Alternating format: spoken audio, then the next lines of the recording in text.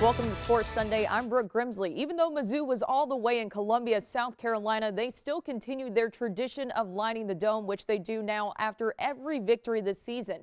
There was plenty to celebrate as the Tigers are now 3-3 overall. After a 3-week hiatus, Mizzou football returned last night to face South Carolina.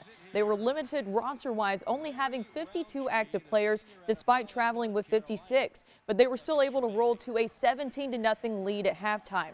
The Tigers' defense was the story of the night, limiting the Gamecocks to just 283 yards on 11 drives. But it was still a full team effort to claim the 17-10 victory and the Mayor's Cup. I mean, I can't be any more proud of our football team, the fight they displayed, the toughness they showed, you know, to have 52 scholarship players available and play the game. You know, I know we traveled 56, but we knew Jeff Coat was going to be out. We knew that Larry and Kobe were going to be out, and to still find a way to win. You know, defense played lights out. We knew Coach Walters was going to be here. Tip of our hat to our defensive staff, especially Coach Gibbs, just called an excellent game. Just really an awesome performance all the way around. Obviously, we didn't do what we needed to do offensively in the second half to put the game away, but you know, we found a way to win, and that's what you have to do. Special teams did a great job flipping the field, and so, hey, we're going home 3-3, and really proud of our team right now. While it was a sluggish game at times for the offense, Larry Roundtree hit a major milestone, becoming the program's leading rusher in his position, amassing 3,238 career yards. He says he was surprised, but he's more worried about helping his team win. I still don't believe it. You know, it's just weird. I would say, though, you know, I wouldn't have got any of those yards without even the pass lineman that left here, KP, Tyler, Pludre. I would think all of them guys since freshman year to just help me. You know, you're none without your line. So I would say I think even my current linemen and all the linemen that have been here and left since I've been here, because without those guys, you know, I wouldn't have any of those yards.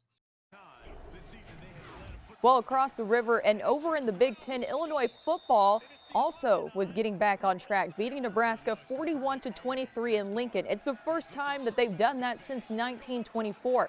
It was the first game back for starting quarterback Brandon Peters, and he made a big difference. The Illini racked up 490 yards of total offense. Running backs Mike Epstein and Chase Brown both surpassed 100 yards on the ground for the second straight week. The defense also showed up again, forcing 5 turnovers. While Illinois is rolling, they definitely have a tough task hosting Ohio State next.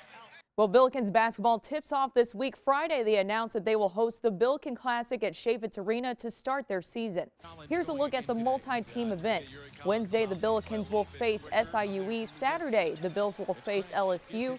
The event will be closed to the public, but they did announce today some media coverage for the games. Wednesday and Thursday's games will be broadcast on ESPN+. This season will be the final season for the dynamic duo of Hassan French and Jordan Goodwin. Both of them tested the NBA waters but decided to return. I talked to French about why they wanted to come back for one more season. There was a lot of, things that I had to sit down and talk about with my family and with coach and everything like that. And the process was pretty cool, though. I got a lot of feedback on, my game and the things I needed to work on and things like that. But I felt like I could take this year and, become even better and have an even better chance after this year going into, the draft after this year. So I just felt like, taking my name out will be the best, decision for me and my family.